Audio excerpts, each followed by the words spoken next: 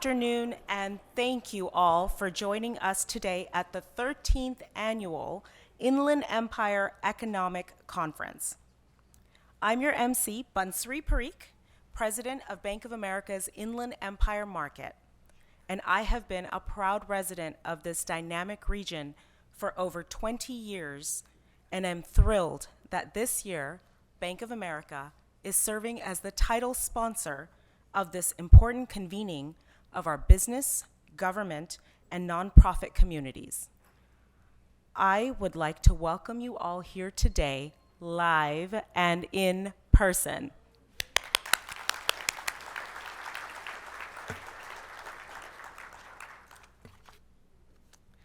This highly anticipated annual event has been run virtually over the past 2 years, and it is wonderful to once again experience the energy of being in a room with people for what should be an insightful and lively discussion. This year also feels quite vital in terms of our topic, the economic forecast. Although we're going to hear that we've largely shaken off the economic effects of what was an unprecedented crisis in our region, nation, and world, today's economy continues to prompt questions and uncertainties about where we're headed in the near and longer-term future. The experts joining us here will help shed light on that future. But before we move on, I'd like to take a very important moment to sincerely thank all of today's sponsors. Their generosity has made this annual conference possible for over a decade. And as you'll hear, their diversity, coming from a wide swath of both the private and public sector, and their ongoing commitment to the conference, some have been supporters almost since its inception, is a testament to their dedication to this community and to the value this event delivers to the region at large. On behalf of our 2,000 Inland Empire teammates, Bank of America is deeply honored to be this year's title sponsor for the conference. It's our 10th year.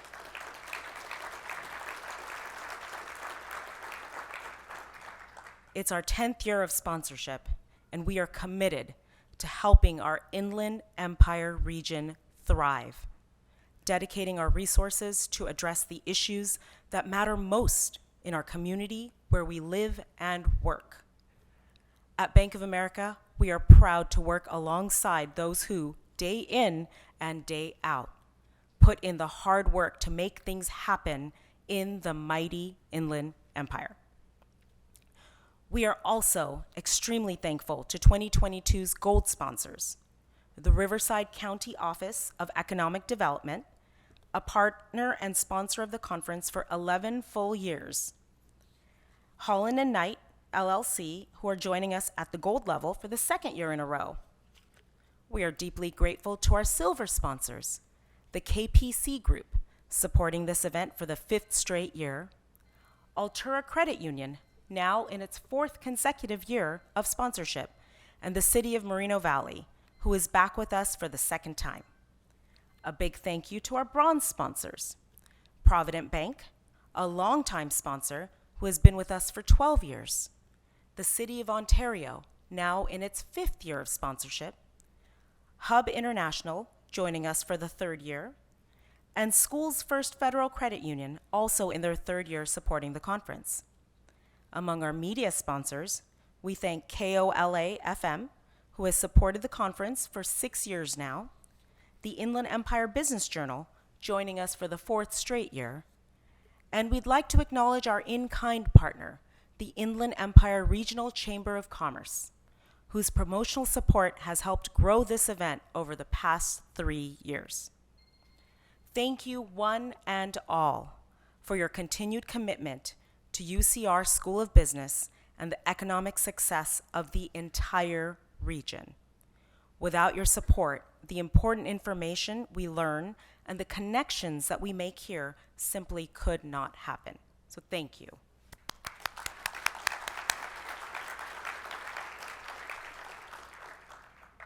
As the only research-based business school in inland Southern California, UCR's School of Business is deeply committed not only to training future business leaders, but to creating sustained and equitable economic growth in surrounding communities. An important part of that mission has been to establish the Center for Economic Forecasting and Development, and together with the center, hosts this conference.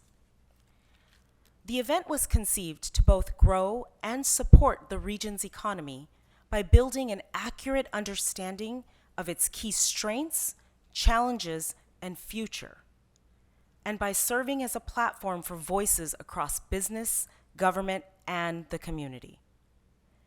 In line with that mission, we'll be bringing you new insights about the direction of the macroeconomy.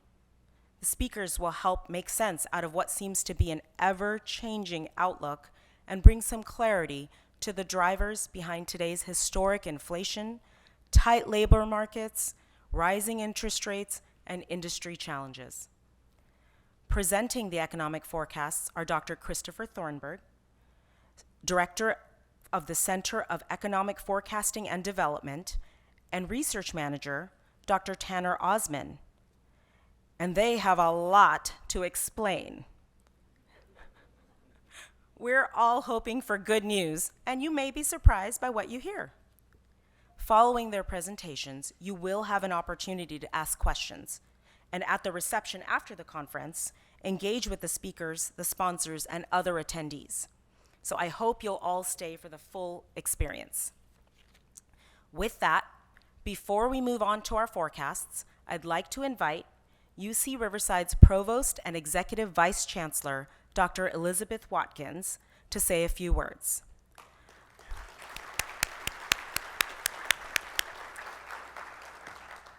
Dr. Watkins is the Chief Academic and Operating Officer for the campus, providing leadership to the entire academic enterprise, managing day-to-day operations of the university, overseeing resource allocation, and serving as a member of the campus leadership team. In the Chancellor's absence, the Provost serves as the Chief Executive Officer of the University of California, Riverside.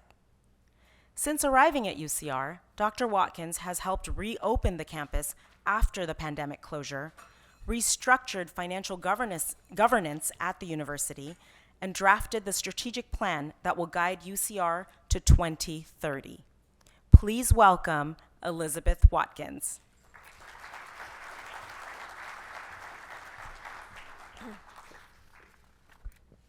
Thank you, Bonshri, for that very kind introduction. I'm so pleased that all of you could join us here today as our School of Business and Center for Economic Forecasting and Development lead a discussion about we hope it's the post-pandemic economy and what it means for those of us who live, work, and do business in this region. Like all large universities, UC Riverside plays a critical role in the growth and development of the surrounding region. Transforming the lives of the people of inland Southern California and enriching the regional economy is part of our mission. It's ingrained in us as an institution. And UCR is a unique institution. We are an R1 university. That means we are at the very top level of the Carnegie classification of research universities in the country, with a world-class faculty and world-class research programs. We're also a public university with an unyielding commitment to diversity, equity, and inclusion, and we're a reflection of and great champion for this dynamic, diverse, and rapidly growing region. As inland Southern California has grown, so too has the university, and as provost, it's my job to continue that momentum.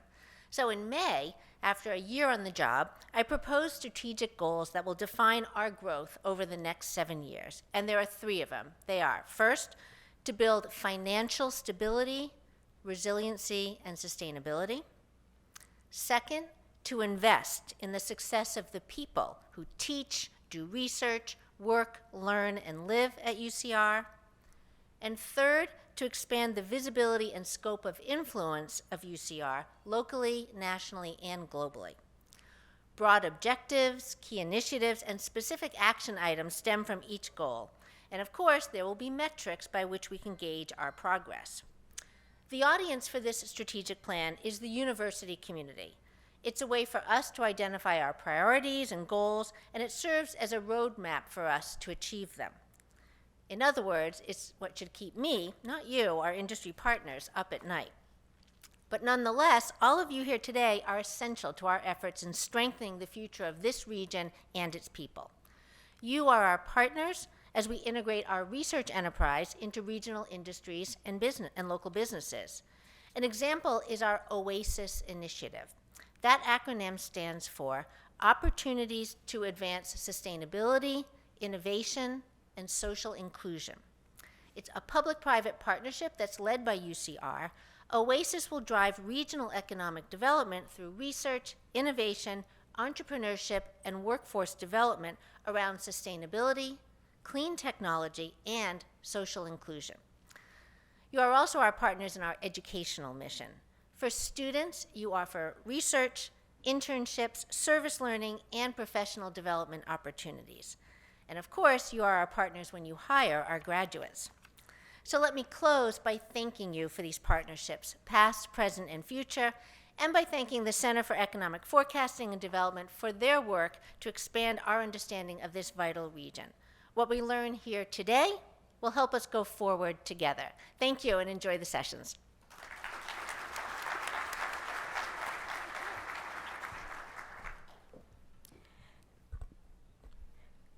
Thank you, Provost Watkins. Now, we'd like to invite the Dean of the UC Riverside School of Business, Dr. Yunzhang Wang, to make a few comments before jumping into the program. Dean Wang joined the School of Business in 2008 as the Dean's Distinguished Scholar in Supply Chain Management and Professor of Finance and Management. An internationally renowned scholar, he was named Dean of the School of Business, home to the A. Gary Anderson Graduate School of Management in 2014, after serving as interim dean since 2011.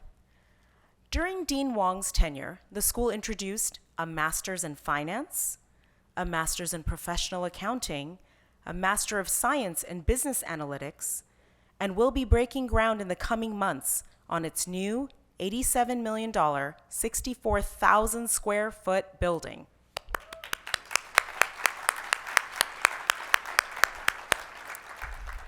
He has championed initiatives that enhance engagement and collaboration within the community and across the globe, underscoring the school's upward trajectory as a top institution for global research and education.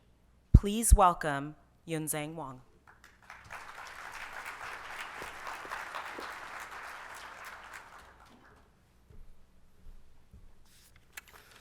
Thank you, Banzuri, for that warm and necessary long introduction. On behalf of the UC Riverside School of Business, its faculty, staff, and students, I would like to welcome you to the 13th Annual Economic Forecasting Conference, the first in-person conference since 2019. I would also like to extend my gratitude to the many sponsors without whose support this conference will not be possible. Our returning and new sponsors, our media sponsors, and our in-kind sponsors. These long-standing partnerships and their contributions to these annual events and to the UCR School of Business are invaluable. Each year, this conference offers a unique opportunity for members of the Inland Empire community to gather and to learn more about the most critical issues affecting the economic health and the future of this region. We are fortunate to have top researchers and economists leading our UCR Center for Economic Forecasting and Development. And today, they will break down the leading indicators and other data and share an insightful forecast for the coming year and beyond, including what is going on with the inflation, the labor market, and whether the nation is going to fall into a recession, and if so, when.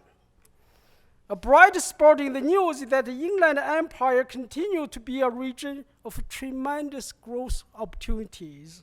outpacing the US GDP at the national level in the center's most recent business activity index. We are also grateful for the many partnerships we have across the Inland Empire with the counties, the cities, UC Riverside, and the region's business and community leaders, all working together to provide the resources and build the networks that support innovation and business growth for our region. Through our Center for Economic Forecasting and Development, we are committed to providing the research and expertise that will continue to inform public policy, decision-making, and to promote economic change and growth throughout our region. Thank you, and enjoy the rest of the conference.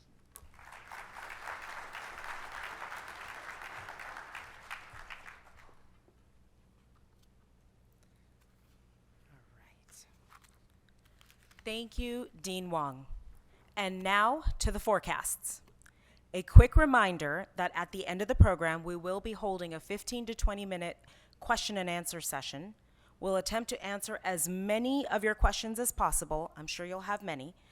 And apologies in advance if we're unable to get to anyone. It is now my pleasure to introduce the Director of the Center for Economic Forecasting and Development, Dr. Christopher Thornburg, who will be delivering. What's that? Are you sure? No, I have to. Who will be delivering an outlook for the US and California economies, an expert in economic and revenue forecasting, regional economics, economic policy, and labor and real estate markets. Dr. Thornburg has consulted for private industry, cities, counties, and public agencies in the Inland Empire, Los Angeles, San Francisco, Seattle, Sacramento, Nevada, and other geographies across the nation. He's also an adjunct professor at the UC Riverside School of Business. Please welcome Christopher Thornburg.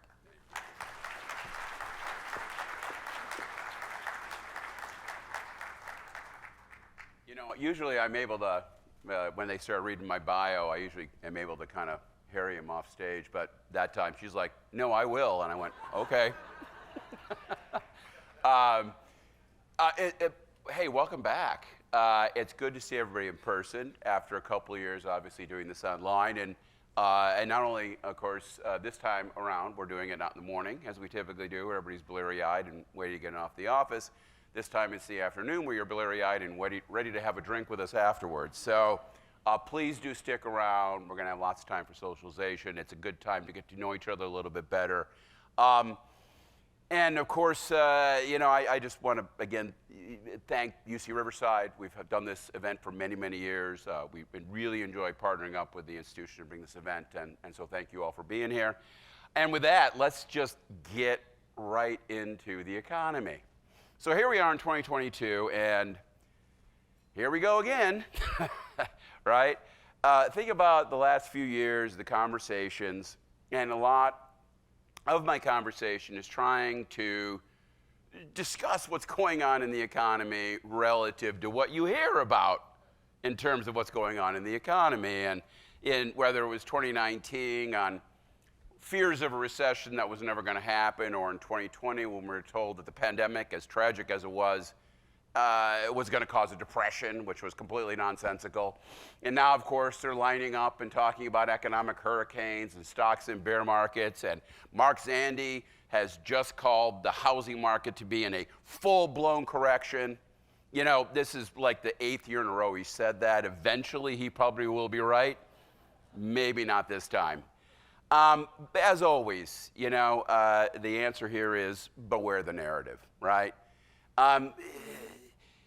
It's worth repeating yet again that the stories we hear in the paper, the conversations that come out of political speeches do not reflect reality. The public narrative very often becomes substantially unglued from basic economic realities. And by the way, that is, in many ways, the source of business cycles. It's not, if you will, some of these complex mathematical relationships It's when what we're talking about is different than what's actually happening.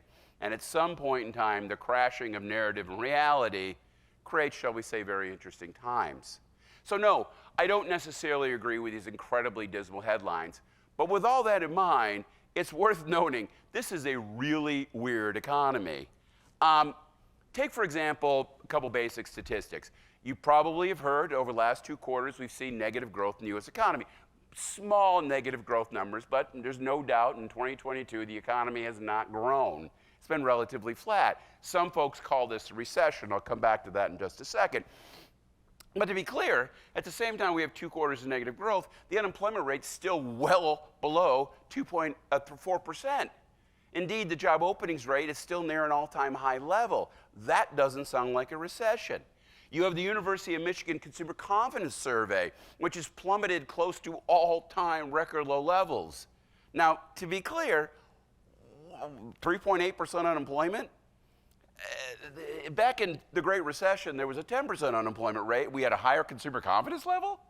And if you take a look at consumer spending, we're right back to the trend we were on pre-pandemic. People have jobs, they're spending lots of money. What are they so pissed off about? I don't know. And then, of course, you have the oddities of the housing market. We know housing, of course, is going really chilly really quickly, and you do see some worrisome signs, particularly in new homes. New home inventories, month supply of new homes for sale, has reached the second highest level it's been at, with, of course, the exception of when we were right in the middle at the back end of the Great Recession. That's pretty scary until you look at the existing home market and realize that right now there are fewer existing homes for sale from a kind of a month supply perspective than there was in the middle of the bubble that led us into the Great Recession. That is bizarre. So what is going on out there in our economy today? Well, here's a few top-line things to be thinking about, and then, as always, I'm going to go through all my data to kind of back this up. First of all, most important, the U.S. is not in a recession. This is not a recessionary economy. This is an economy that is moving from being vastly overheated to lukewarm, all right? It's all the function of the excessive amount of stimulus they used over the last couple of years and the fact that they are now trying to extract the stimulus from the economy. This is not going to sink into a recession, mainly because of the fact that there's a phenomenal amount of pent-up consumer demand that can continue to push things forward. The problems in our economy, the reason we're not seeing our economy growing, is the economy just can't keep up with the violent moves in the structure of aggregate demand. Right? And take, for example, housing. First, interest rates go plummeting because of Fed policy, and now they're shooting up because of Fed policy. We first overheated the housing market, and now we're pulling all the demand away from it. Or you have consumers who took all that money they got in the middle of the pandemic and started buying everything in sight from a goods perspective, but now they're going back to services. The economy can't keep up with this. And you were wondering who's to blame for all this chaos. Well, point at the Federal Reserve. Because the Federal Reserve, as far as I can tell, is just completely out of touch with what their job is, which, by the way, has everything to do with the politicization of what's supposed to be an independent body of very boring bankers and economists who aren't supposed to pay attention to the nonsensical narratives that we hear coming out of the other part of Washington, D.C. But this is what they're doing. Now, as for real estate itself, real estate is always a big concern out in the Inland Empire, to say the least. And no, this is not a collapsing bubble. No, you're not going to be seeing piles of foreclosures. In fact, if anything, the housing market today still has incredibly strong fundamentals. But it's going through a big price shock at this particular point in time. There are a lot of people who are going, oh, housing's really expensive. Yeah, that's true. And now the market has to kind of reintegrate itself around this new equilibrium, as the case may be. But this is not going to be a collapsing housing market. It's not, right? And as far as the state goes, they still haven't done anything when it comes to truly delivering on the needed housing supply our state needs. Now, this is all relatively good news. Not great news, but relatively good news. Now, let me be perfectly clear. Things are not fine. Now, my worries are not about interest rates. It's not about the housing market collapsing. It's not about consumer spending. My worry is primarily wrapped around the insane amount of government debt that this country has built up over the last 20, and particularly over the last 2 years. In 2 years, our federal government has borrowed $20,000 for every single person in this country. And right now, we still have a structural deficit that is well over $1 trillion. We have a 120% debt to GDP ratio. None of these things are sustainable, and yet nobody in national politics is even talking about it. Well, that's all well and good. They can ignore it all they want until they can't. And that is the point in time when I start to be really worried about our economy. There is a large fiscal shock out there somewhere. Where is it? Honestly, couldn't tell you. I would tell you it's probably not going to be in the near future, and I say that mainly on the basis of the strength of the US dollar. If global bond markets were really worried about US debt, the dollar would be going this way, not this way. But nevertheless, we know there is going to be a point of reckoning out there, and when it does come, watch out. Simple as that. So, with all that in mind, let's jump right into the numbers. First of all, what is a recession? We've heard this. Oh, a recession is 2 quarters of negative growth. I love that, right? 2 quarters of negative growth. By the way, under that definition, the pandemic wasn't a recession because it lasted about 6 weeks before growth came back again. And come on, can we be a little more honest than that? What is a recession? It's a period of time where the economy is substantially underperforming. People want jobs, but they can't find them. Companies want to sell products, but they can't find buyers. Capacity utilization is low. That is what a recession is.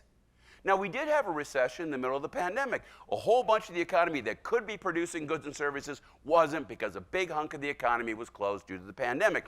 But of course, as I stated a couple years ago, it was not going to be a long-run situation. It was going to be a V, which is exactly what it was. Why? Because it wasn't a standard type of recession. A standard recession is a demand shock.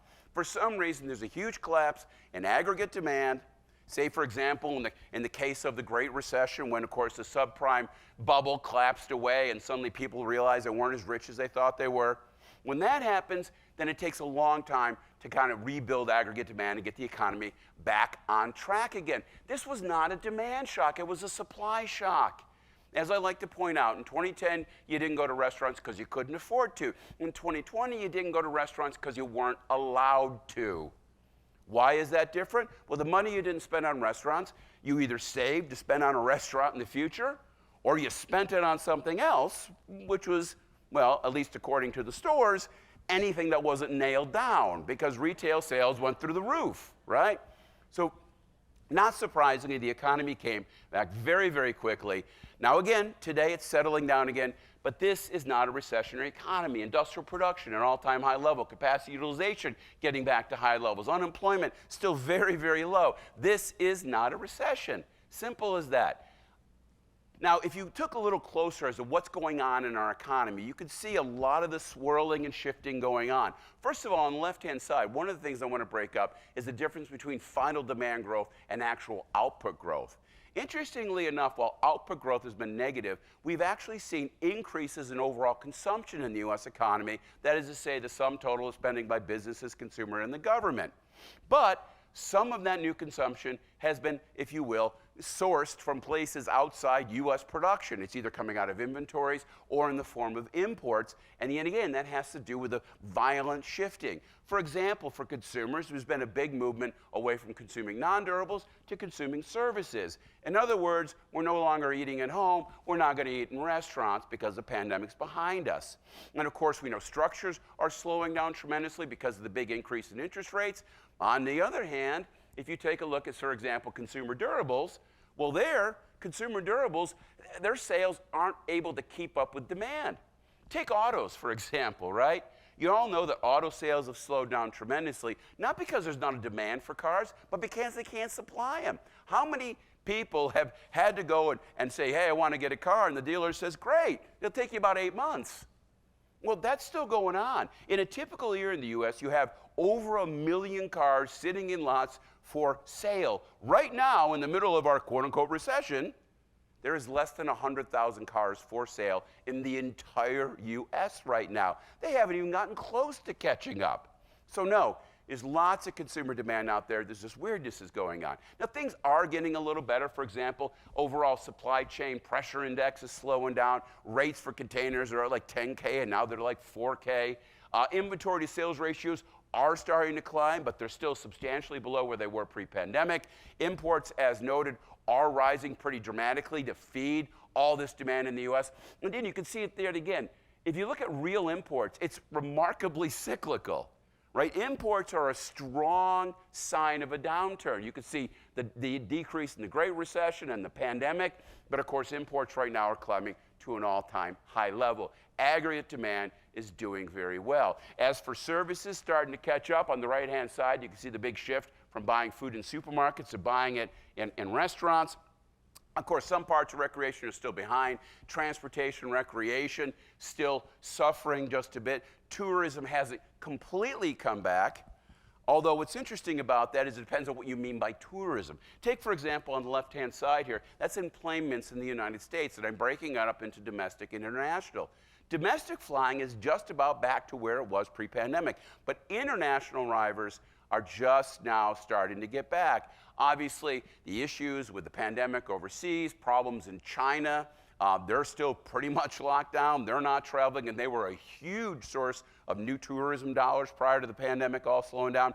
And you can even see it, for example, in the airport data. Look at Ontario Airport right now in the second quarter of this year, 11% more traffic than in the second quarter of 2019, as opposed to LA and San Jose and San Francisco, all down about 20%.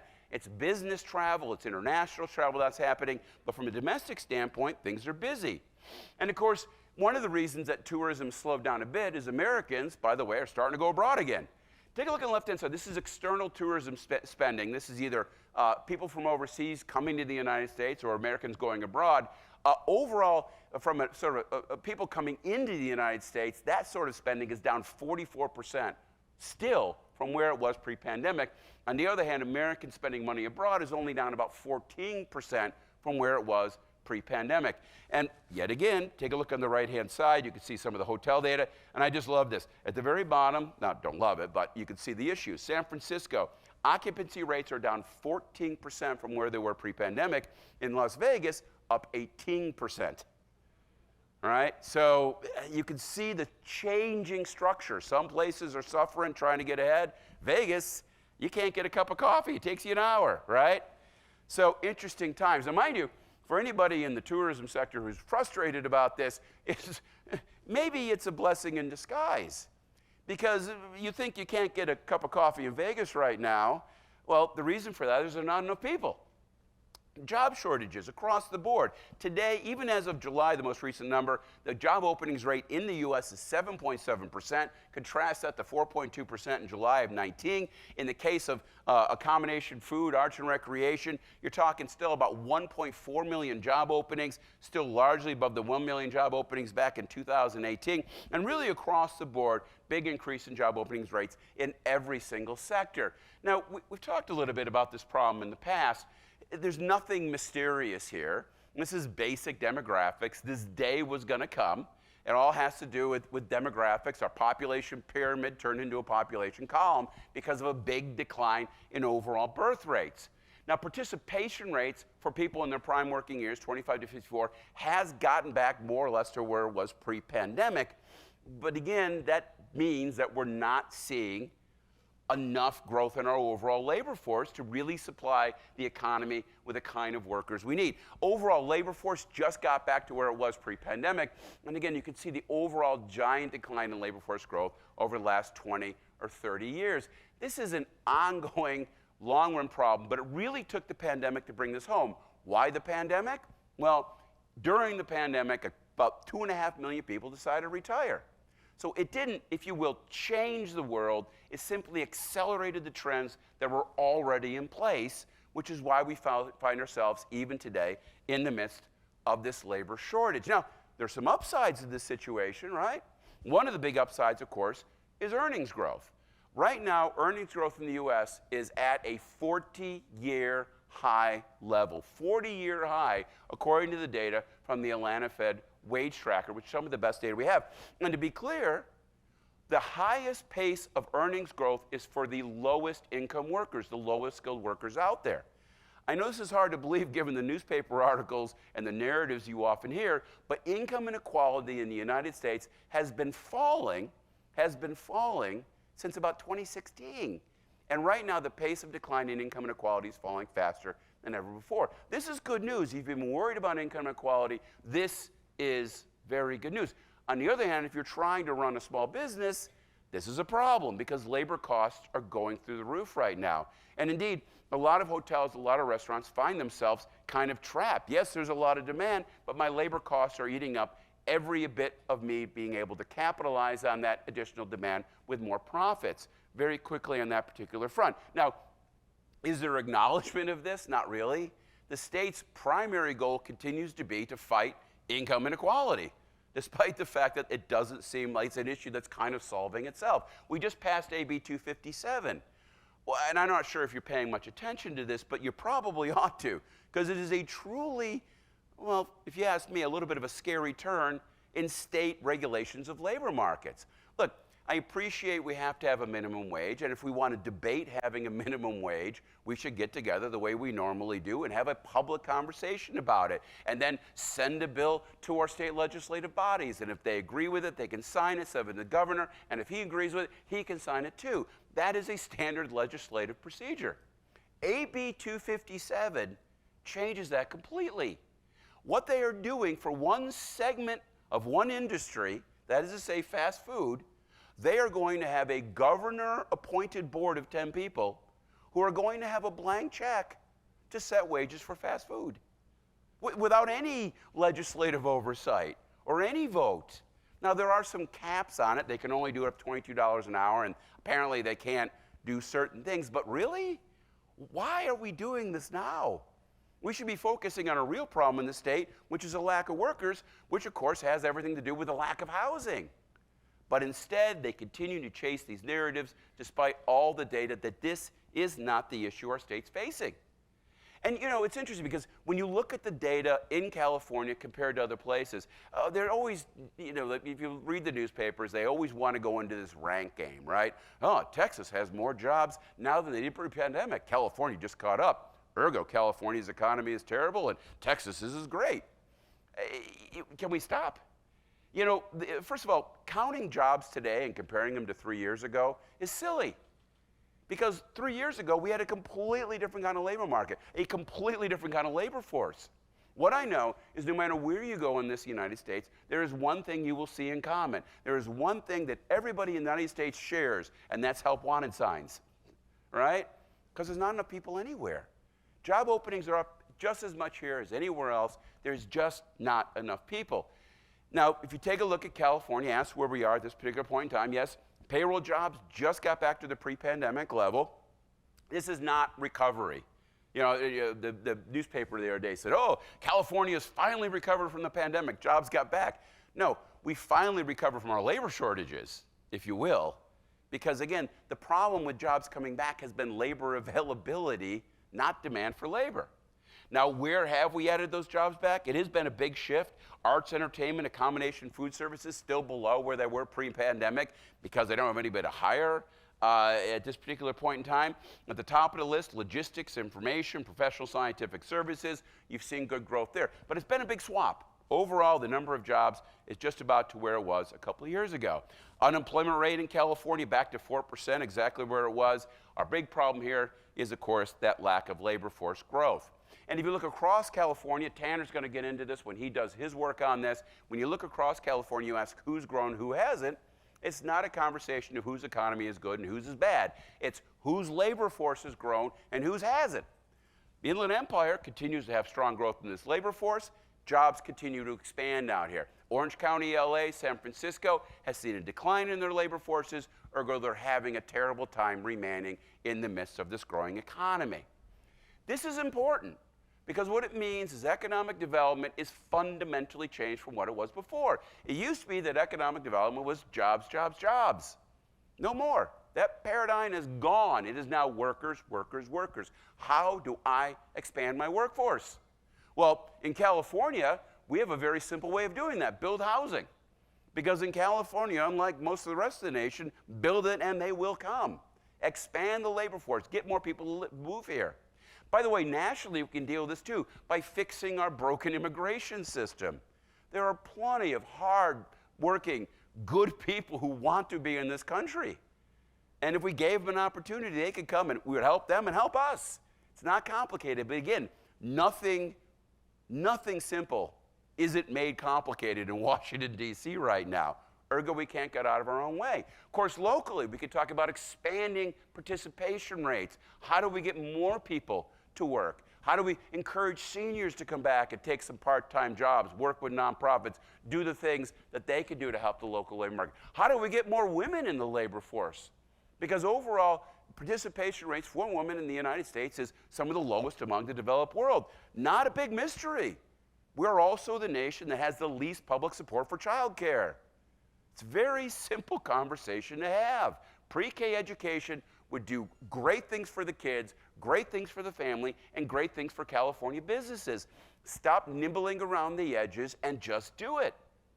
And then last but not least, of course, there's a big conversation about economic development in as much as we can help small businesses integrate technology into what they do on a day-to-day basis. If you can't get the people, figure out how to have a computer make your people more effective. For big businesses, they can figure this out. For the mom and pops, a little tougher. Again, economic development agencies have a big role to play in helping those businesses integrate technology and allow them, again, to expand what they do without that labor force that's just not available to them. As always, California's story is about housing or lack thereof. I've talked about this enough, we'll let it be. Now, how have we gotten into this weird position? Well, it all goes back, of course, to the response to the pandemic. I can't emphasize this enough. The pandemic was certainly tragic, millions of people passed, but it was not an economic crisis in the way it was portrayed. It just wasn't. There was no evidence that any pandemic has caused a depression or even a bad recession. Our economy was simply shut down for a bit. We needed to hold on, get through it, and get back up and running. But of course, don't let reality get in the way of a good political narrative. And boy, Congress just latched onto this story of everything coming to an end, and again, I can't even emphasize how crazy. $6.5 trillion of fiscal stimulus. $6.5 trillion, an amount equivalent to 25% of GDP. They just fire hose this cash across the economy. Give you a sense of how insanely out of proportion that number is. Just take the money they gave to American households directly. Of that $6.5 trillion, a third went directly to American households. $2.1 trillion in the direct stimulus, and of course some of the PPP loans and all the unemployment payments. $2.1 trillion. For what? Well, American households, at least according to my calculations, lost about $820 billion over the course of the pandemic. For every dollar of lost income, the federal government directly gave American households $2.50. $2.50 to one. What are you doing?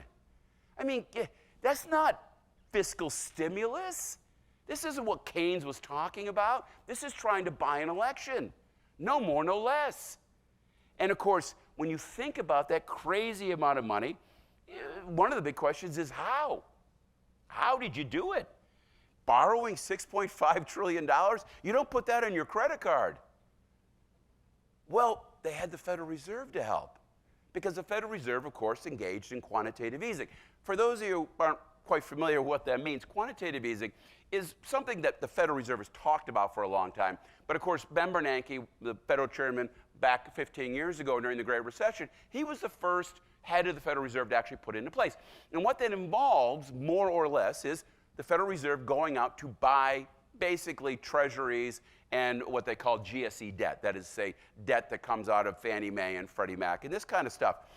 Now, that's a pretty extraordinary tool, but to get money into the economy, one that works very well. And, you know, Jerome Powell said, I'm going to do the same thing, right?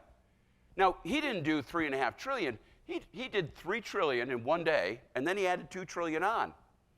$5 trillion in quantitative easing. So of the $6.5 trillion in debt issued by the government, $5 trillion of it was more or less bought by the Federal Reserve with just cash they printed up. Oh, by the way, let me go the next step on this. Has anybody ever heard of modern monetary theory, MMT? It's been a big thing bandied about on certain academic circles. It's this idea that we shouldn't even have government debt, that the government should tax, and anything left over, you just print money. Oh, it'll all be fine.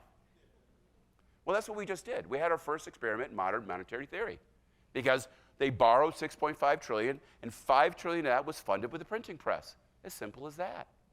Now, again, understand the differences between what Ben Bernanke did and what Jerome Powell did. When Ben Bernanke used $3.5 trillion of quantitative easing, he was facing a truly serious financial crisis. We were in the midst of the subprime meltdown. Financial markets were collapsing. The debt markets were collapsing. The banking system was a disaster. Now, why do you need to engage in quantitative easing in the face of that? Well, if you really want to know causes of depression, put aside your pandemics and understand that the depression is a combination of a bad recession with deflation. That is what causes a depression. We know this. We've seen it time after time over the course of history, right? So you can't let deflation kick in. So Ben Bernanke, $3.5 trillion of quantitative easing to offset the deflating factors that come out of a financial collapse. My question for Mr. Powell is, what financial collapse are you dealing with? There were no charge-offs. Home prices were going up, not collapsing. There were no bankruptcies. There were no foreclosures. In fact, those numbers went down. What were you doing? Well, there's no answer to that because he's just doing what, the narrative told him to do, which is not what the Federal Reserve is supposed to be. And you can see it, of course, in money supply. It's not complicated. You want to know where inflation comes from? Money. And if you look at the Great Recession, that's the small circle there, Ben Bernanke nailed it. He did just enough quantitative easing to offset deflationary effect, and M2 growth stayed nice and steady. Well done. This time around, there was no deflationary pressures. They used more quantitative easing, and we saw one of the greatest expansions of money supply ever seen. An enormous increase in money. Now, again, this is not unknown. There are so many examples in history of governments indulging in excessive production of money.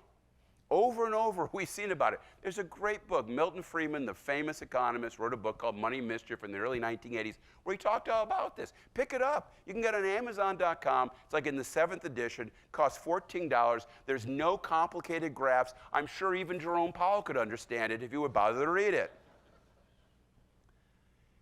But he hasn't. But it says right in there, when you pour all the money in the economy, the first thing that happens, well, money illusion. Money illusion's there, all this money hits the economy, and we feel rich.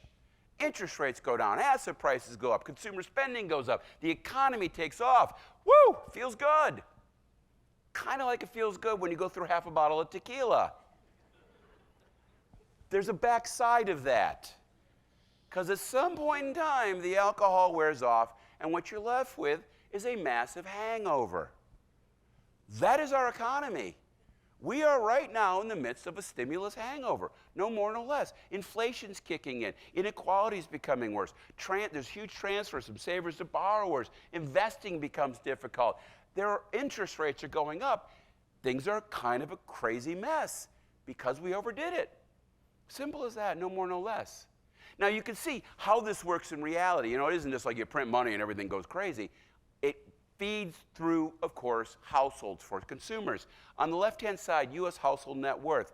All that money went in, all the asset markets took off. $6.5 trillion of fiscal debt combined with $5 trillion of quantitative easing led to an increase of household wealth somewhere in the $30 trillion range.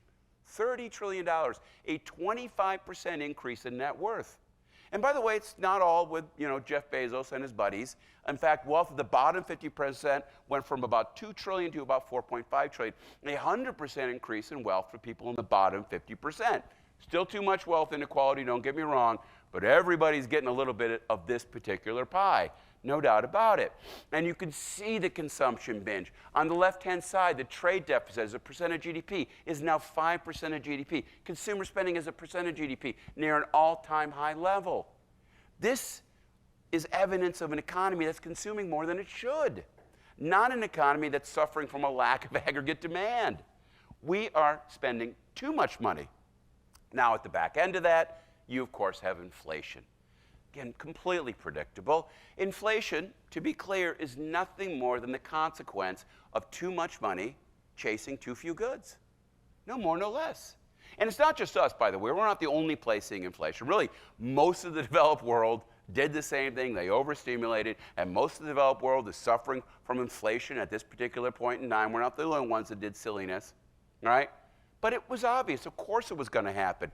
But it's still not obvious in Washington, D.C. I mean, listen to what the parties are saying about this, right? Oh, you got Jerome Powell. Oh, it's a supply chain issues. Only in as much as supply chains can't keep up with all this demand, Chief, right? Oh, it's the federal deficit, says the Republicans. Well, that's true, but it was your deficit. Greedy corporations. I'm not even going to respond. Not enough manufacturing jobs. That was Biden's saying at the State of the Union. Biden's bad green energy policies. What green energy policies? He hasn't been able to do anything. And of course, now it's Mr. Putin's fault. It's him. It's that guy. And you look at this stuff and you just, what are you doing? This is not what's going on. What's next, right? Saturn is in line with Jupiter. Disco's making a comeback. No, it's that new host on Jeopardy. We will find someone to blame for this. Hear no inflation, see no inflation, speak no inflation, right? Just nonsensical. Inflation is a monetary phenomenon, people. If you want to know inflation, it's because you printed too much money. And it's amazing they can't say that out loud. But then again, think about it. If you say out loud, inflation is occurring because we printed too much money, what you're really saying is inflation is occurring because there's too much consumer demand. Well, that doesn't fit the narrative, right? The narrative we all know about is 80% of Americans are right on the edge of a cliff. They're living hand to mouth, starving on their feet. They're one paycheck from living homeless, right? Of course, none of this is true, but this is the story they tell themselves in D.C. And by the way, if you want to know where this goes, where it really devolves to is they're looking at their people, their folks on their side of the aisle, and they go, your lives are terrible, and it's all their fault. Vote for me. Well, this is not a good way to have a conversation. And you can see this probably no better than in gasoline. We keep hearing how terrible, how tragic gasoline is. $6 a gallon. How can anybody afford this?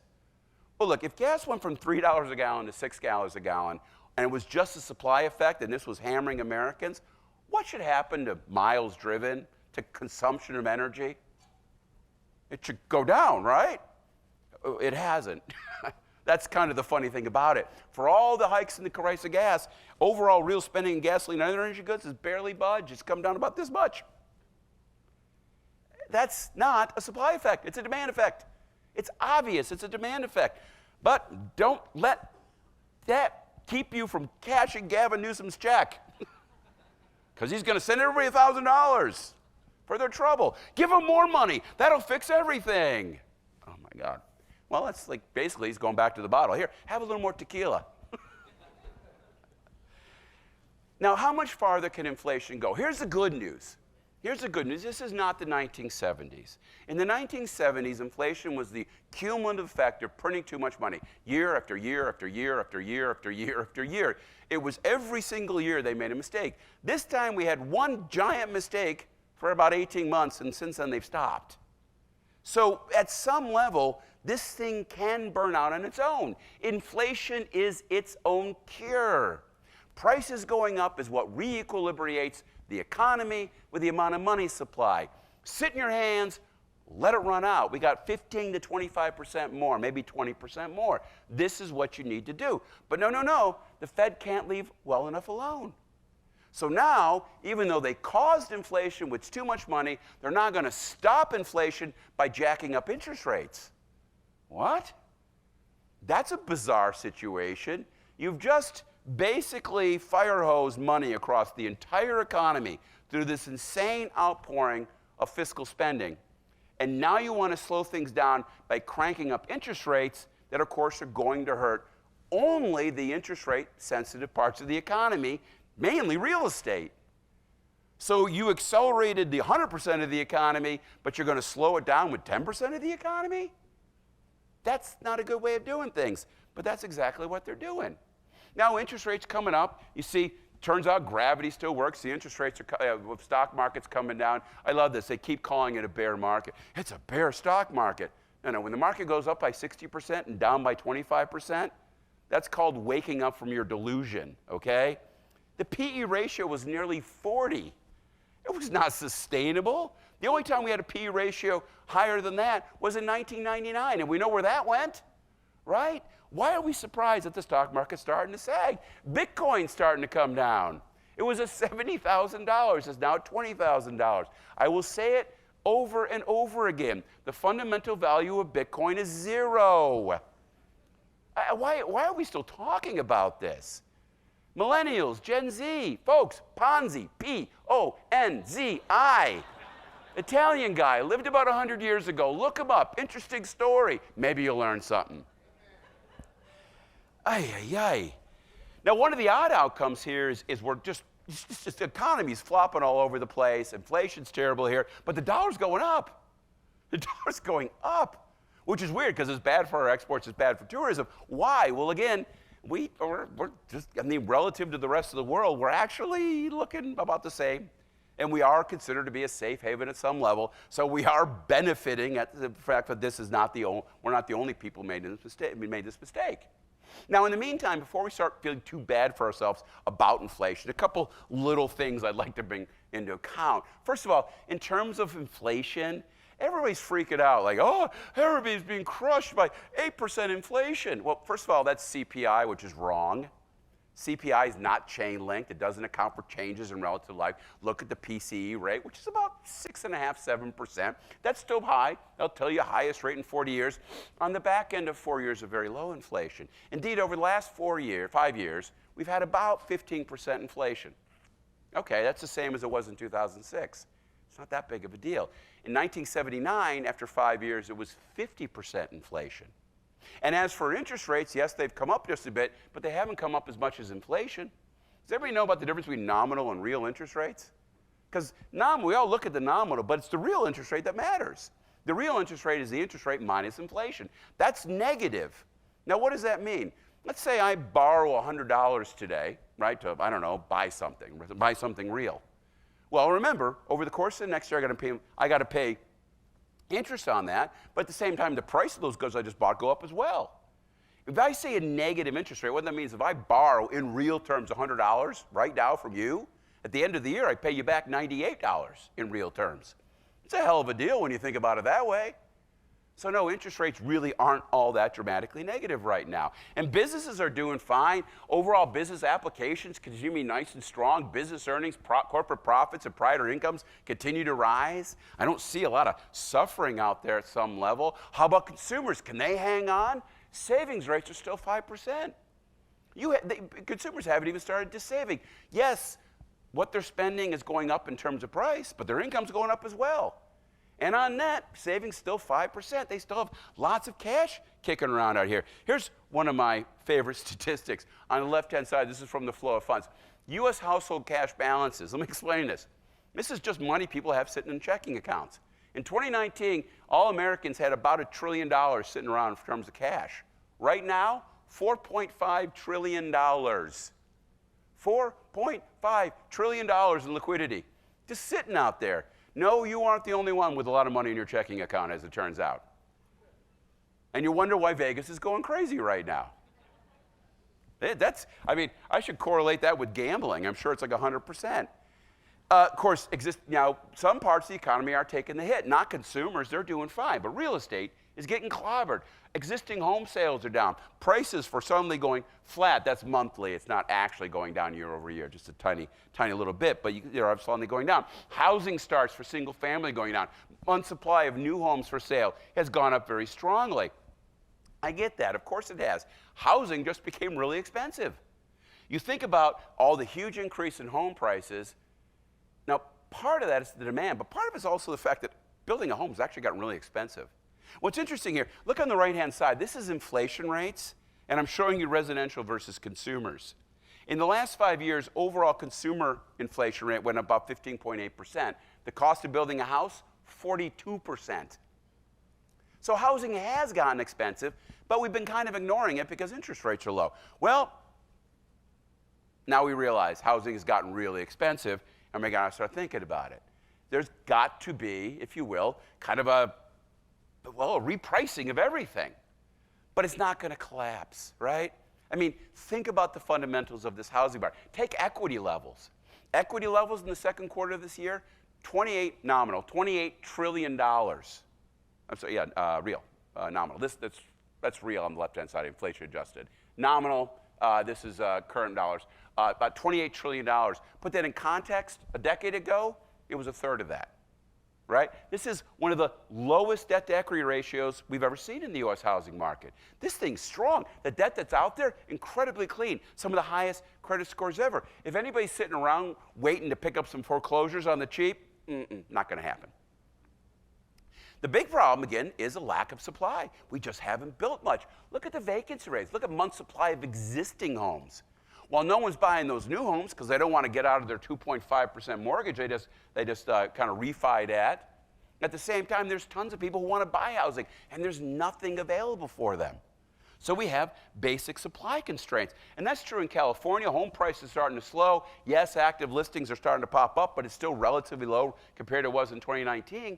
But then again, look at month's supply of homes for sale. Incredibly low. California housing vacancy rate, it's the lowest it's ever been. You can just take a look at apartments. Apartments are going to become expensive. In 3 years, apartments out here in the Inland Empire up 31% in terms of rents. Visalia, 28%. So Ventura, Los Angeles up 15%, right? Very strong numbers. Now again, are we getting crushed with rents? Are we getting crushed with housing costs? We just got some new data from 2021. This is the share of households spending over 35% of their income.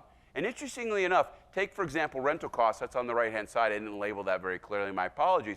In 2018, 45% of renters were rental cost constrained. In 2021, despite the enormous increase in rents over those 3 years, it's still 46%.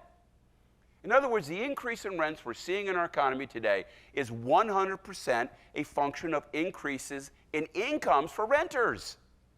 It is not and what's amazing is the people in Sacramento don't seem to understand this, that when you just give renters more money, you're more or less just giving landlords more money. You can't fix a supply shortage by increasing demand. When you increase demand by giving renters money, you just see more demand for rents, rents go up, and they end up handing it to the landlord. You're not moving the needle. Rent control doesn't work. Rental subsidies doesn't work. Minimum wages don't work. If you want people to have less housing costs compared to their income, you must build more housing. Not complicated, but we can't get anything done in Sacramento. No one wants to acknowledge that particular fact. Now, what is going to happen in the housing market? Well, again, go back to the 1970s. Housing market didn't collapse, home prices didn't go down, despite the fact that interest rates got very, very high. The market went into a deep freeze, and I anticipate very similar what's going to happen this time. It's going to go into a deep freeze until a point in time by which, sellers and buyers start being a little bit more realistic. On the seller side, no, you're not going to get for that house what you would have gotten 6 months ago. Sorry, you missed the boat. You're going to have to be realistic. As for buyers, look, you can still buy a home in this market. How do you get away with that when you have higher interest rates? You use a bigger down payment. You can do that. How? Well, you got $28 trillion of household equity that people can trade up. There's $4.5 trillion in cash. As opposed to spending it in Vegas, make a down payment. So again, it's a function of people just understanding where they are and being realistic. And that doesn't happen quickly in this particular market. As for non-res markets, oddly enough, that yes, they've been getting hit by interest rate increases, property price growth in commercials slowing down, but overall permits still pretty good. They haven't collapsed by any stretch of the imagination. You're not seeing spiking vacancies, and yet again, I don't expect to see any dramatic, of course, changes in vacancies as we go through this particular cycle, because it's not that kind of business cycle, as the case may be. Now, where are my worries? Well, I've already mentioned this, that my big worry here is not about where the economy is right now or consumers or interest rates. It's all that debt. $60,000 of debt for every single person in the United States in 20 years. $60,000. Think of it, right? You got to you got 1, 2, 3, 4, 5, 6, 7, 8 people over here, $500,000 of debt for you guys in 20 years. In the last 2 years, 20,000. What are you doing? Right now, of course, with the Inflation Fighting Act, which has got to be without a doubt one of the most ironically termed acts in the history of the United States, our structural deficit is probably going to be in the $1.2 to $1.3 trillion range. How sustainable is that? It's not realistic. And remember, we're already going to see big increases in public spending because of Medicare and Social Security, which we've never fixed. Economists have been warning about this ticking time bomb for decades, and as opposed to trying to get ahead of this fiscal mess, instead we're borrowing like a drunk sailor on a short shore leave. Say that 10 times fast. That's a tough one. Where it gets, of course, ugly over the next couple of years has to do with the fact that reason we've been able to pick up all this debt is because interest rates have gone down. The federal government has been free riding on falling interest rates just like everybody else has, right? For all that new debt, federal interest payments as a percent of GDP have been nice and steady at 2.5%, substantially lower than they were under Reagan when there was half the debt to GDP ratio. Now, what happens with interest rates going up? That's the cost of debt you have to worry about. The half-life of federal debt is about 5 years. Over the next 5 years, think about the $30 trillion of existing debt. $15 trillion of that is going to have to be refinanced at much higher interest rates. How much is that going to add to the deficit all by itself, without even talking about the trillion-plus structural deficit they already have in place? When does this become too much? When do the bond markets start getting scared? I don't know, but I'd rather not find out. We need to get in front of this, but again, in this era, in this period of time where we don't seem to be having any cogent conversations in Washington, D.C. on much of anything, well, this is the thing I'm worried about, because you're going to continue to ignore it at your own peril. At some point in time, this is going to become very real and very scary. And the quicker we pay attention to it, the better off we're going to be. And while we're at it, talking about fiscal challenges, remember last year, our state was celebrating its, what was it, $100 billion surplus? Well, they're already 10% under this year, already. As I said last time, no, we didn't have a surplus. What we got was about 8 years of capital gains revenues in 2 years. And what they should have done is stuck it to one side and prepared to fill in the budget gap when, of course, everything started to fall apart. But they didn't do that. And so we're going to go from this, oh, we have more money and we know what to do with, to, oh boy, who are we going, what local government are we going to screw out of their revenues in order to cover our mess up in Sacramento? So, look, the economy's fine, right? Outside of the fact that what we did over the last couple of years from a stimulus perspective was insane. The V was the only logical outcome.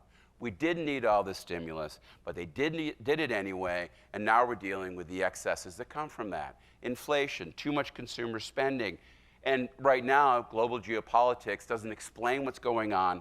It is only a dangerous distraction. As for the outlook, I think the expansion is going to continue, but it's going to slow down a lot. Wealth and income will continue to drive consumer spending, even as we see construction going into a deep freeze. On net, the U.S. economy should continue to grow. Inflation is going to be hot, but it's going to slow down all by itself. The big issue, of course, right now is when you're in this kind of situation, the economy is brittle. Any shock, any unexpected shock that does hit our shores over the course of the next couple of years will have outsized impacts on our economy because of that brittleness. Now, in terms of where we head from now, there are really two options for the Fed. One is to continue to tighten, and one is to sit on their hands. Sitting on their hands is clearly the best option. I don't know what they're going to do. I mean, if they really continue to crank it up because they cause a mild recession, probably. But I'm going to go back to what I said. $4.5 trillion of cash sitting out there. Trillions of dollars of new household net worth. Not a lot of debt. Households can power us through unless the Fed gets really, really crazy on this particular stuff. But they should just sit in their hands. It would be a better option to let inflation burn outside itself. But you got to worry about the bond markets. You got to worry about the U.S. fiscal situation. The fact that the dollar is so strong is putting a lot of stress on some of our exporters.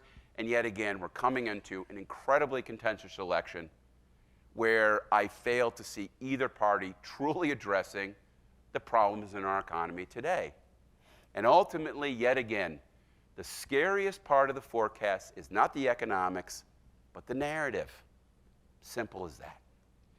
So with that, I want to thank you for my presentation. We're going to ask Tanner to come up and give his talk. I know you want to come up and introduce him. That's particularly fine. By the way, I saw pictures, people taking pictures of our slides here.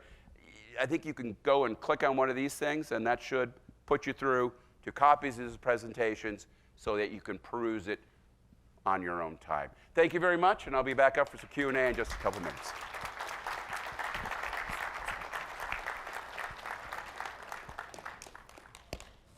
Thank you, Dr. Thornburg. Well, that certainly gives us a lot to think about, and perhaps is more optimistic than many of us might have expected. It is good to know that we are not in a recession.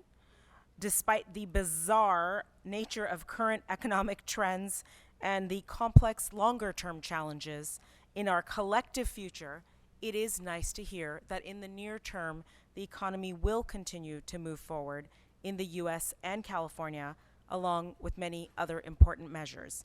So now I'd like to introduce our next speaker, who will bring things closer to home and deliver an economic outlook for the Inland Empire. So Dr. Tanner Osman is a manager of regional and sub-regional analysis at the Center for Economic Forecasting and Development. Dr. Osman is also an instructor in the Department of Urban Planning at the University of California, Los Angeles. And his research focuses on how local economic development and land use policies affect the performance of industries and regional economics. Dr. Osman co-authored the book, The Rise and Fall of Urban Economies, which is a comparative study of the Bay Area and Los Angeles economies, published by Stanford University Press. Welcome to Dr. Tanner Osman.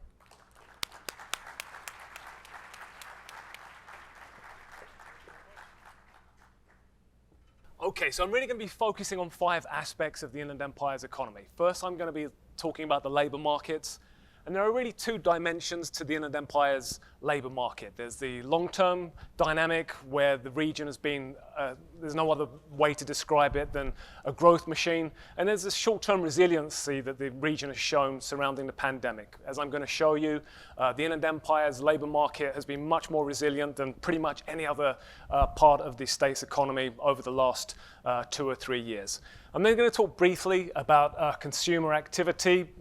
Again, to sort of piggyback from what Chris was saying, there's been a lot of talk about consumers and the health of consumers right now. But when you look at the data with respect to the Inland Empire, you can see that consumers are spending as much money in the Inland Empire today as they ever have. Then going to move into perhaps the most interesting dynamic of the last 2 or 3 years, which is housing and what has been happening with residential real estate markets, but also commercial real estate markets as well. So we saw what can only be described as astronomical growth with respect to house prices here in the Inland Empire. Things are starting to slow down a little bit, and we're going to have a little discussion about what the implications of the strong housing market has been for the region. I'm then going to quickly talk about the commercial real estate market. There's been a lot of talk about how the pandemic brought about the death of the office, and everybody is going to be working in San Francisco and living in Montana. But actually, when you take a closer look at the commercial real estate market, that has the biggest or the most pronounced change in the local commercial real estate market has to do with warehousing. There's been very little change with respect to the local retail and office market. And then finally, I'm just going to talk about the next steps in the sort of region's economic evolution. So first of all, the big picture with respect to labor markets. There are a lot of numbers here, but I just want to draw your attention to a couple of figures in particular. First, you'll see that over the past 10 years, the number of jobs in the Inland Empire has grown by 41%. Now, as I'm going to show you on the next slide, that way exceeds the growth rate that you've seen in the rest of California. Something else I'd like to draw your attention to is the number of jobs in the logistics sector of the economy. So logistics account for about 3 in every 10 jobs here in the Inland Empire. And if you look at the growth over the last 10 years, so 485,000 jobs have been added to the Inland Empire economy. 185,000, around about 40% of those jobs have been in the logistics sector alone. Now, as striking as those numbers are, that counts only the direct jobs in the logistics sector. That doesn't account for other jobs that might be created as logistics firms and workers spend money throughout the economy, or what we might call the multiplier effect. If we were to compare the Inland Empire to some of its peers in Southern California, but also the state economy, what you'll see is that the Inland Empire's growth rate, going back to 2012, we saw on the last slide the number of jobs increased by 41%. That is twice the rate of job growth in California. So in California, jobs are added at a rate of 20% over the last 10 years. In the Inland Empire, the rate has been double that. And one of the big reasons for this is that the Inland Empire has not only been creating jobs, but it's been absorbing a lot of workers into its economy. And so sometimes I like to use the term opportunity machine. The Inland Empire has been able to absorb a lot of workers from throughout the state, throughout the nation, which has facilitated the strong performance of its labor market over the past 10 years. The Inland Empire's economic performance has not been perfect. Okay, there are some areas where there's still room for improvement, and I think there's no better example of that than when we look at wages. So if we were to look at how wages have been growing in the Inland Empire compared to other parts of, again, Southern California and California writ large, there's clearly a lag there. And that's going to become important when I start to talk about the residential real estate market and how house prices have been increasing recently, because if wages are lagging, wages in the rest of the economy, but there are signs of some affordability constraints in the region. In the longer term, we're going to need to see higher paying jobs. And it is not something new that I'm telling you today. This has been part of the discussion in the Inland Empire over an extended period of time. But I'm going to tie this sort of wage story to what has been happening in the housing market. Now, one of the interesting things about wages in the Inland Empire is that when you look at the wages paid by different levels of educational attainment, there's not a big difference, and in some instances, people with lower formal levels of education earn about the same or a little bit more than they do in the rest of California. The big difference we see is with those people with higher levels of formal education. The differential between somebody holding a graduate degree, or the wage differential with respect to somebody who has a graduate degree in California and the Inland Empire is around about 16%. So someone with a graduate degree will be earning 16% less in the Inland Empire than they will be in the rest of the state. And again, I think that's an opportunity, or we should see that as an opportunity for the region as we think about its next phases of development. Now, that's sort of the longer term picture of what has been happening over the last 10 years. In the short term, the only word that I could use to describe what has been happening in the Inland Empire economy is resilient. I might use remarkable as well, but if you were to track the jobs recovery, the labor market recovery in the Inland Empire, again, compare it to those peer places in Southern California and to the state at large, you can see that the Inland Empire has many more jobs today. Well, the next slide will show that, but there are 5% more jobs today in the Inland Empire than there were prior to the pandemic, whereas many other parts of the state have had a problem whereby there are fewer jobs, and as Chris discussed, that has to do with the sort of labor scarcity, the inability to fill these job openings in those other parts of the region. And this chart on the right, I think, sort of tells this best, where you see that the Inland Empire, which is the yellow line, its employment recovery is really tethered to the fact that its labor force has been growing over the last few years, whereas in those other regions, particularly those inland regions in Southern California, their labor forces have been shrinking. Again, there haven't been the people to fill the jobs that are being created in those economies. Now, this next chart is one of my favorite charts. This actually looks at every region in it's comprised of data from every region in California, every metropolitan region, and it ranks them by how many jobs they've added since February 2020. So February 2020 was the peak prior to the pandemic, and it tracks how many jobs they've added up until August 2022. And what you can see is that since this time, the Inland Empire has added 80,000 jobs. If you were to add together the number of jobs created in the next 9 or the 9 next best performing regions, fewer jobs have been created in those 9 regions since February 2020 than have been added to the Inland Empire economy over that period. If you look on the chart on the right, these are the sort of quote-unquote worst performing regions with respect to their job counts over this period. You can see in places like Los Angeles, there are still 91,000 fewer positions filled today in August 2022 than there were in February 2020. So the Inland Empire's recovery, its resilience has been remarkable and really does set it apart from the performance that has been seen across the state. Now, there are a couple of reasons for this. One of them that I mentioned was the labor force. The labor force has been growing. There has been the availability of workers. There's also been a secular shift as well, as more goods have been purchased online over time, and as that sort of online consumption accelerated during the pandemic, that has clearly had a positive impact in terms of job growth in the Inland Empire, as a lot of these warehouses have been filled with new workers. Okay, so the labor market, there's a great quantitative story to tell about the Inland Empire. If we were to give it a slight black market, would be to do with respect to wages, but I'll come back to that story when I talk about real estate. With respect to consumption, again, one of the things that we might be hearing in the media is the extent to which consumers might be strapped. But in this chart on the left, it shows you sales tax activity in the Inland Empire. And in the most recent quarter for which we have data, which is the second quarter of 2022, consumers in the region have not, or that was the highest amount of money that consumers had ever spent in the regional economy. And the chart on the right just tracks one-year change across different consumption categories. The biggest increase was seen with respect to the consumption of fuel. As we might imagine, gas prices have come up, so we've seen an increase in taxable sales activity with respect to fuel activity. But one of the conversations surrounding the pandemic was the extent to which we might see a shift in consumer behavior.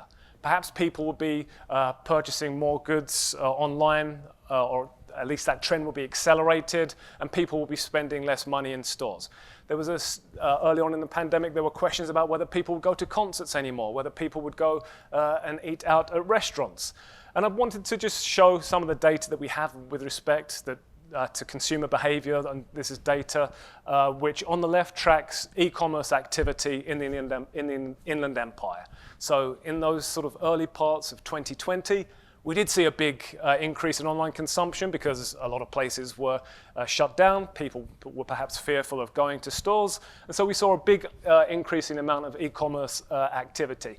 What we've seen since this point, though, is that the consumer behavior is reverting back to trend. We're doing a little bit less consumption, while it's the case that long-term trend with respect to e-consumption is going to be one of an increasing volume over time. In the short term, that sort of high that we saw around the time of the pandemic has eased off, and we are again reverting to trend.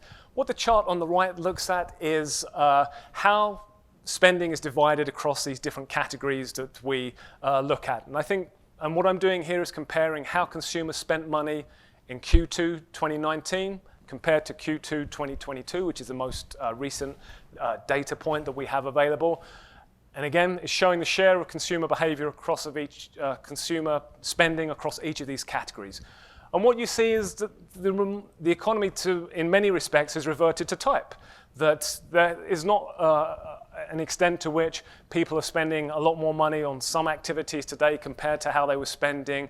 Again, I think it comes back to this question of resiliency that we have, again, in many aspects, consumer behavior has reverted back to where it was prior to the pandemic.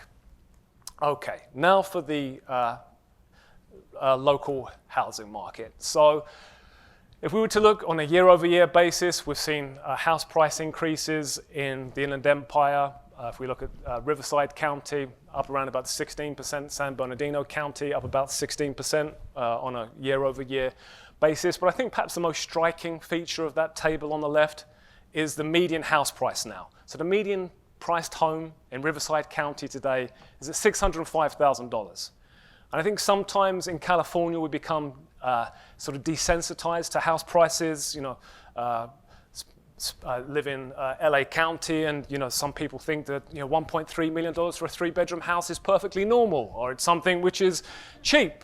But when we look at much of the rest of the nation, where the median house price is roughly somewhere between $400,000 and $450,000, depending on the indicator you look at, you can really see the cost premium between Riverside County and the rest of the nation. Yes, Riverside County might be cheaper or relatively affordable when we compare it to many of these hot markets on the coast, but $605,000 is a pretty substantial house price in a national context. Now, the chart on the right shows how much house prices in the Inland Empire accelerated during the response to the pandemic, which Chris outlined, the amount of stimulus that was added to the economy at that time. And so what the chart does is track the house price growth trajectory prior to the pandemic and compares it to the actual price growth that did occur. And so during the pandemic, the price, the median price home in the Inland Empire is $132,000 more than it would have been had we just continued on that pre-pandemic trajectory. So we've seen an enormous increase, around about 31% above trend. That is the extent to which house prices in the Inland Empire have increased over the last 2 or 3 years. Now, of course, if house prices are increasing at a clip like that, you're going to expect to see this translate into higher costs for homeowners. So in this chart on the left, this tracks the mortgage payment associated with the median price home in the Inland Empire. And so it assumes a 25-year mortgage, a 20% down payment, and it uses the prevailing mortgage interest rate at any given point in time. So what you can see is that over the last 2 or 3 years, the mortgage payment associated with the median priced home in the Inland Empire has effectively doubled, up to around about $3,200 a month. Now, again, I said that when I spoke about housing, I would bring this conversation back to wages. So if we were to just assume that mortgage payments are around about $3,000 a month, and that is not to include the other costs associated with owning a home, you're looking around about $36,000 a year to finance just a mortgage for the median-priced home. And now, of course, this is the median-priced home, so 50% of the houses in the region would have a higher mortgage than $3,200 a month, and 50% would have more. But for that middle-priced home, we've seen a pretty stark increase in the mortgage payments over the past couple of years. In the chart on the right, I wanted to track house prices in Inland Empire with against national housing prices and California housing prices. So in the yellow line, you see that house prices in the Inland Empire are around about 25% higher than the median priced home nationally. When it comes to California, the median price home in the Inland Empire is around about 80% the value of the median priced home in California. Now, the interesting part about that blue line, which again is tracking the Inland Empire's house price, median house price relative to the California house price, is that it's never been higher. So the Inland Empire has always been a part of the state which has been relatively affordable, but some of that affordability gap is closing. Now, it's still more affordable than the median-priced home in California, but we are seeing that gap close. Now, part of the response to higher housing prices is going to be a slowdown in housing sales, and a variety of different factors that can cause home sales to decline at any given point in time. But in the chart on the left, you can see the sort of year-over-year activity. So whether it's in San Bernardino County, where you see home sales decrease by 11%, in Riverside County, home sales decreased by around about 15%. And in the chart on the right, you can see that we've had a few negative quarters on a year-over-year basis of home sales. Now, just prior to that point in time when home sales started to turn negative, we see an enormous surge in sales activity. So some of those sales have been brought forward. It's impossible to sustain the rate of sales that were occurring throughout 2021. But again, as you get into a situation where houses become relatively more expensive, you would expect to see some pass-through to sales activity. Now, in terms of the more sort of reliable data sources that we use to track house prices, they do lag a little bit, but there is some evidence from these online realtors that sort of track activity on their platforms that house prices, if not having slowed down, have actually started to decline a little bit. And one figure that I think sort of speaks to the change that has occurred in the housing market is this one here. So this is data from Redfin, and it shows the percentage of properties which had a price drop at any given point in time. So the homeowner lists their property for a particular price and have had to accept a lower price than what they listed the property for. And so we've seen a great surge in the number of listings which have seen a price drop, which can reflect a couple of factors, both around sort of home sellers' expectations. Some of it might be home sellers trying to sell their home for the value that their neighbors did pretty recently. And again, as Chris had suggested, that's probably unrealistic. But also in a surging market, perhaps sellers are a little bit more aggressive when it comes to the price that they might expect to sell their property for. So perhaps this chart here just reflects sort of a normalizing of expectations. In terms of housing supply, despite the fact that we are seeing sales activity slow down, fundamentally, this is still a constrained market. So we track data back just over the last 10 years and look at the months of housing supply. That housing supply has certainly started to tick up over the last couple of quarters, but we're still way below levels that we were at in sort of the mid 2000 and teens, and we have seen a slight ticking up as well in the median days that a house is on the market, but it's still an extremely low level based on house market activity over the past 10 years. Now, just as we've seen house prices increasing, we've also seen a pretty hot rental market as well. So we've seen a combination of lower apartment vacancies. There are fewer apartments for those looking to rent, but we've seen a great increase in rents as well. So this increase in housing costs in the region isn't something which is limited to the for sale market. We're also seeing this reflected in the rental market also. Now, what is the cure for house prices? In the long run, the cure for house prices is always going to be permitting activity. And while it's the case that in both Riverside and San Bernardino counties, we have seen an increase in permitting activity over the last 4 or 5 years, going back over the last 20 years, we are still at pretty low levels. And if we want to do something in the long term to keep that sort of affordability dynamic to the Inland Empire housing market, one of the things that we would need to do is to see permitting activity pick up. And if you want to see just how slow the permitting activity has been on a relative basis, you can the chart on the left here tracks permits for single-family homes, and it shows in Riverside County they've been issuing permits at a slower rate than has been the case in the rest of the state over the last few years. So again, I think permitting is ultimately the way that we're going to try to bring some sort of sense of balance to the housing market in the longer term.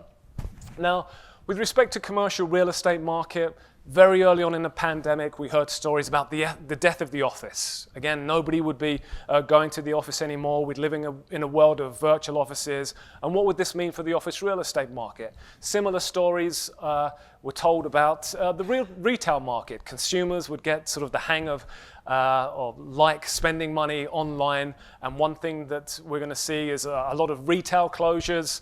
But when you actually take a closer look at the data, there's not a real discernible change, and we're sort of 2 years from the initial phases of the pandemic now.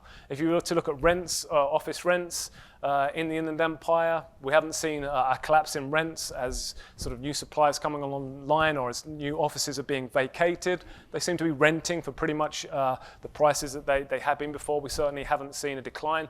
In terms of vacancy, if anything, in the Inland Empire, office vacancy rates have decreased over the last couple of years. So it doesn't seem to be a sense in which sort of we're going to see a collapse of the office market in the region. I think a very similar story can be told about the retail market as well. I think if you look close enough, you can see a small decrease in the cost of retail rents, but there's certainly been no budge in vacancy rates for commercial or for retail real estate in the region.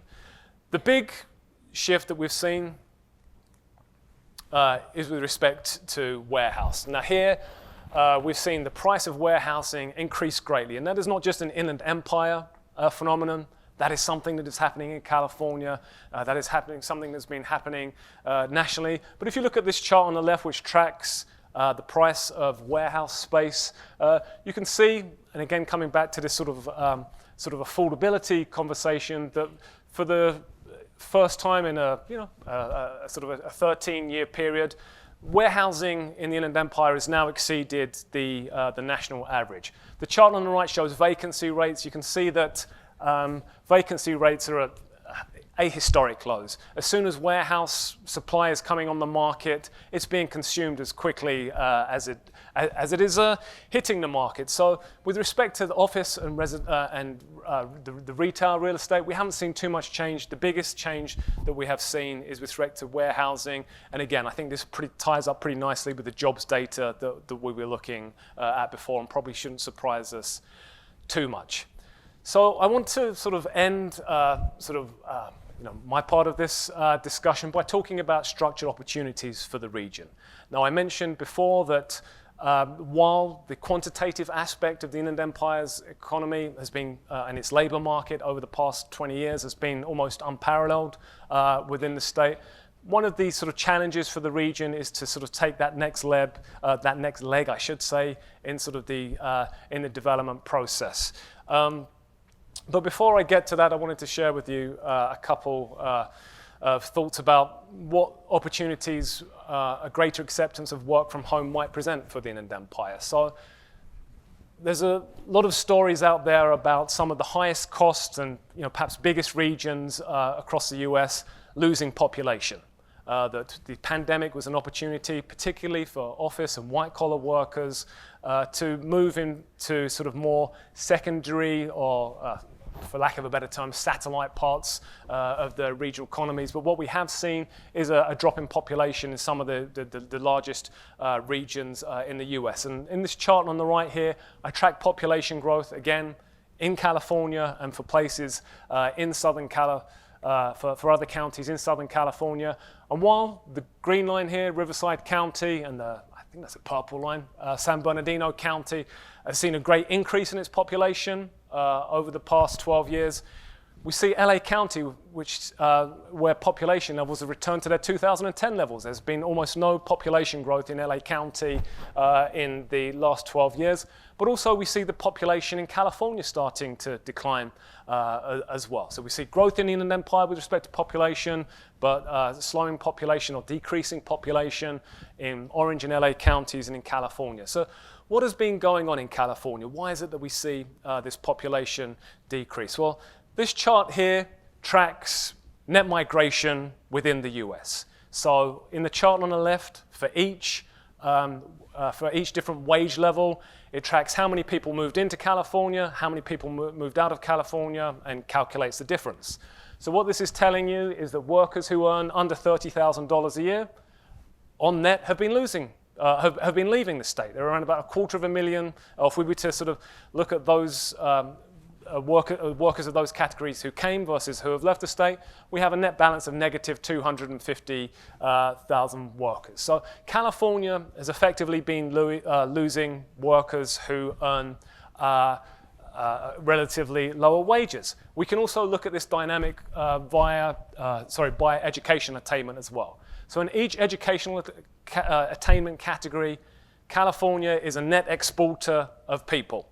all except for the very final category, which is people who hold a graduate or professional degree. So one of the terms that I've heard Chris use before, which I'm going to steal, is this idea of country club California.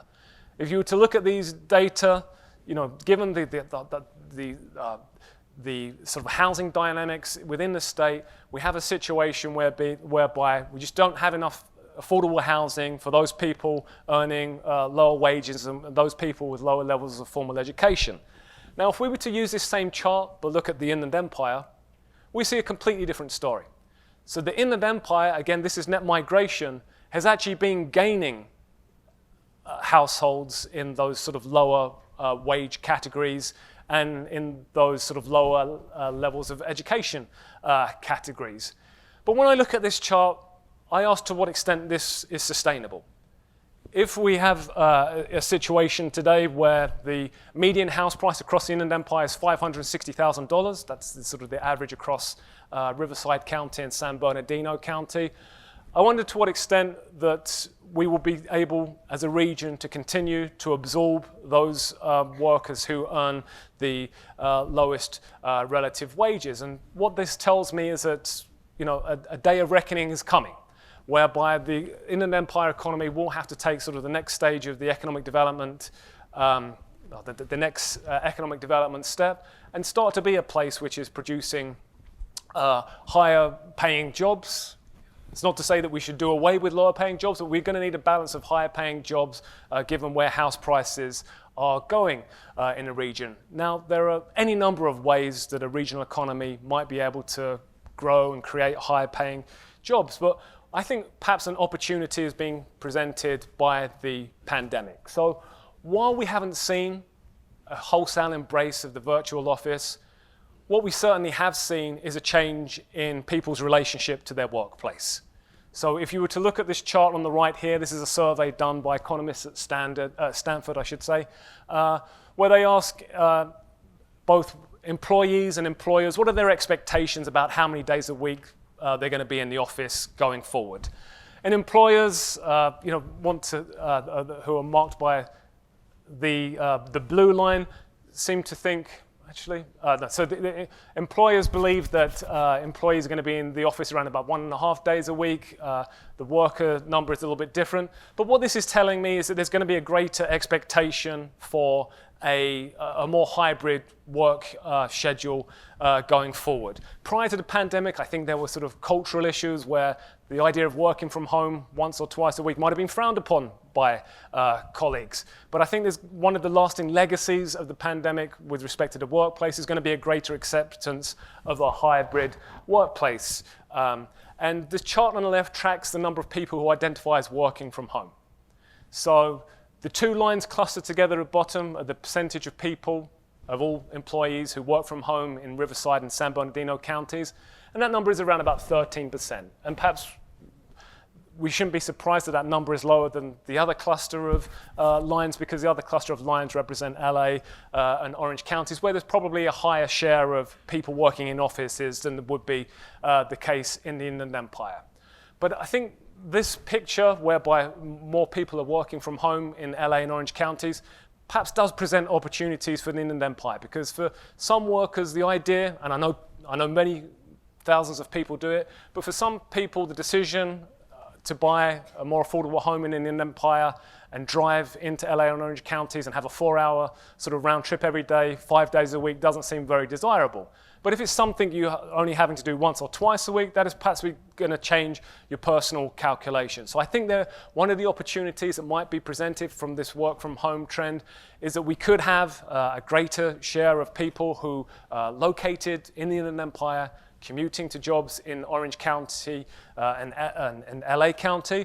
And over time, you would expect to see some sort of positive growth cycle emerging from this. If you have a base of sort of higher educated workers in the region, when a company is looking for a place across the US to set up its home, the Inland Empire might have the type of workers that they are looking for. And so I do think that and likewise, if there are a greater preponderance of people located here with sort of relatively high skill sets, you know, they might consider starting a business here. So there could be some positive dynamics which could emerge from the work from home dynamic, which is present in our current economy. So overall, when we think about economic development, we typically think about it occurring in stages. If we were to think about the US economy, it's one of the sort of most advanced economies in the world, but it didn't happen overnight. It went through stages of development which emerged over probably 2 or 3 centuries. And the Inland Empire has excelled in the sort of the first part of the development cycle, the economic development cycle. And typically the first part of the economic development cycle is based on quantitative growth. It's growing jobs, it's growing people, and the Inland Empire has done a great job there. But over time, as any economy becomes hotter, as more people move to economy, some of those initial advantages that a region might have enjoyed would subside. So particularly, I'm thinking about cost advantages. Again, if I refer you back to the slides about housing prices, again, we're desensitized in California, but $600,000 for a home by most standards throughout the US is relatively high. So I think that over time, if this sort of affordability advantage that the Inland Empire had begins to subside, the economy is going to have to transition into creating higher paying jobs. And as I mentioned on the previous slide, I think the workforce and hybrid work schedules are a big opportunity for the region. And with that, I will thank you for your time and look forward to the Q&A. Thank you very much.